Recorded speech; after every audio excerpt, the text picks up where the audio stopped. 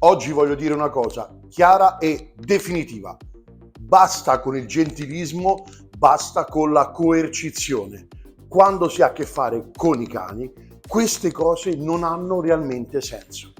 Ma voi ve l'immaginate la scena dei primi uomini che entravano in contatto con il cane, o se vi fa più felice con il lupo, e che interagivano con l'animale e che prima di fare una cosa, no, si facevano tutte le domande che ci facciamo noi oggi. Che so, ad esempio, ma se questa cosa gliela propongo in modo gentile o se gliela propongo in modo coercitivo, no, fermi tutti, perché siamo andati oltre, siamo andati in un posto dove non esiste tutto questo ragionamento, ma non esiste veramente. Cioè, queste cose che noi tiriamo in ballo al cane non interessa. I primi uomini, o comunque quelli che hanno iniziato a stabilire un rapporto ad oggi duraturo con il cane, non si chiedevano se questo era positivo o coercitivo. No, oggi andiamo ad inserire un nuovo metodo che di nuovo non ha niente, viene codificato oggi per la prima volta, ma di nuovo non ha niente, cioè non sto inventando nulla. Non sto inventando la ruota quando già è stata inventata. Vorrei cercare e riuscire nel codificare quello che tutti quanti conosciamo. Il metodo neutro, che è il primo metodo di approccio di Lorenz, di Konrad Lorenz, del quale parla senza citarlo mai, ma l'approccio di osservazione, il metodo neutro, che viene riportato poi in decine di migliaia, milioni di scritture, letterature, narrativa, il metodo neutro.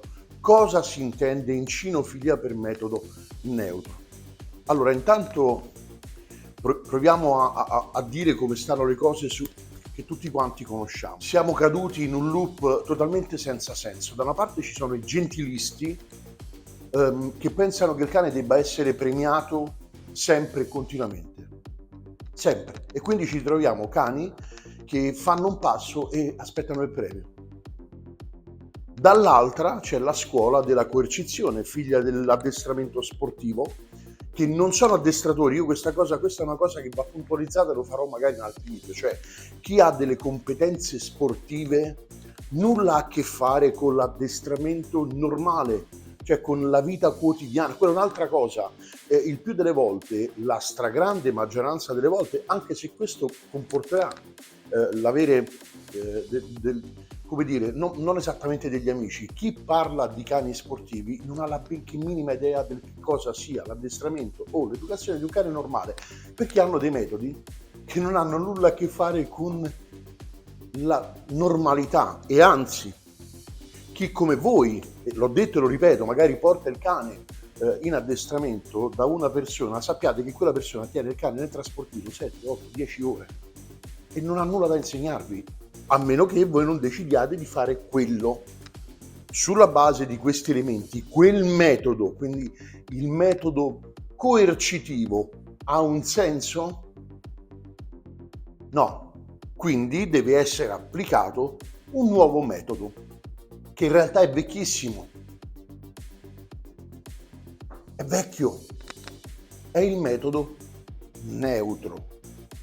Metodo grazie al quale l'essere umano ha conquistato il pianeta. Qual è il metodo neutro? Reagire, lo metto da una parte. Agire.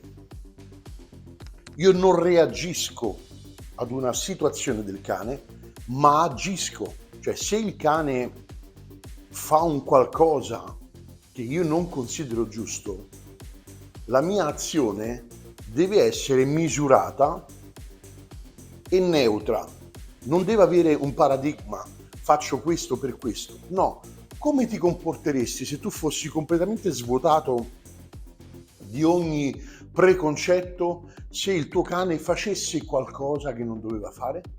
Come ti comporteresti? Nel modo più sensato del mondo, in modo neutro, come faresti con un figlio. come faresti con un adulto, come faresti in qualunque altra circostanza, ma in ambito cinofilo noi abbiamo 1.000.000 di paradigmi che ci mettono nelle condizioni di non agire, ma di reagire, perché ho letto questo, ho letto quest'altro, devo fare questo, devo fare quest'altro, devo fare quest'altro. No, no, non devi reagire, devi agire. Come farebbe in natura? La natura non è mai buona, quindi se il cane fa una stupidaggine, l'intervento deve essere deciso, mai violento, deciso.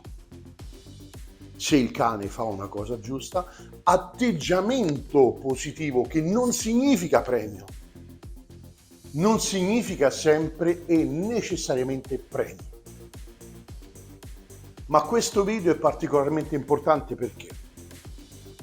Perché potresti far parte, o meglio il tuo cane potrebbe far parte della mia enciclopedia cinofila, che uscirà alla fine del mese, per la quale ti chiedo, laddove qualora e se ti interessasse, di inviare una mail a info.artibar@gmail.com, così che sarai aggiornato sull'evoluzione, sulla prevendita e sulla vendita che arriverà da qui a breve.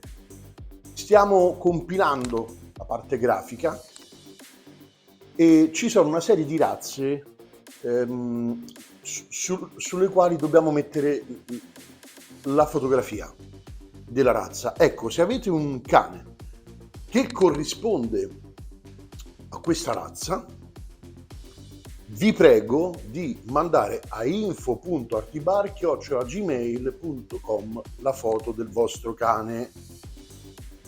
Anche se non è il cane che vincerebbe tutte le gare del mondo, mandatemi la foto. Ovviamente se il vostro cane dovesse vincere, la sua presenza nella mia enciclopedia resterà per sempre, perché questa enciclopedia resterà per sempre. Quindi mandate la foto del vostro cane se corrisponde a una di queste razze, e le trovate anche in descrizione. Vi manderò una liberatoria che, firmandola, accetterete di mettere in eterno sulla mia enciclopedia il vostro cane. Per tornare a gentilismo e coercizione, uno dei due funziona. Se uno dei due funziona, nella lettura della situazione cosa dobbiamo fare? Approccio neutro. È una cosa che non viene insegnata perché ce l'abbiamo come informazione. Approccio neutro sul cane, quindi atteggiamento neutro, atteggiamento del corpo neutro, l'azione deve essere diversa. Se noi usciamo con il cane sempre predisposti ad una reazione, abbiamo perso in partenza, non stiamo vivendo bene il nostro cane, stiamo vivendo il cane nel concetto che se il tuo cane è al guinzaglio, sei al guinzaglio anche tu. No, via tutto questo. L'approccio gentilista è sbagliato, l'approccio coercitivo è sbagliato, l'approccio neutro è giusto, è un approccio, è una sorta di cheer speaking, cioè prendo quello che mi interessa in relazione a quello che devo ottenere, in relazione a quello che devo fare, in relazione alla situazione della quale devo rispondere.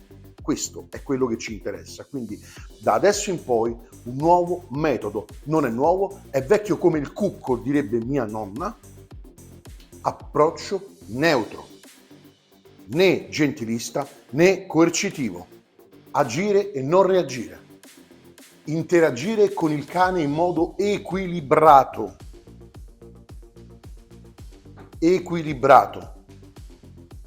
rispondere di quello che accade nel momento in cui accade, evitando la preconcettualità delle informazioni che abbiamo assorbito e sapendo che se il cane è sopravvissuto è perché si è adattato.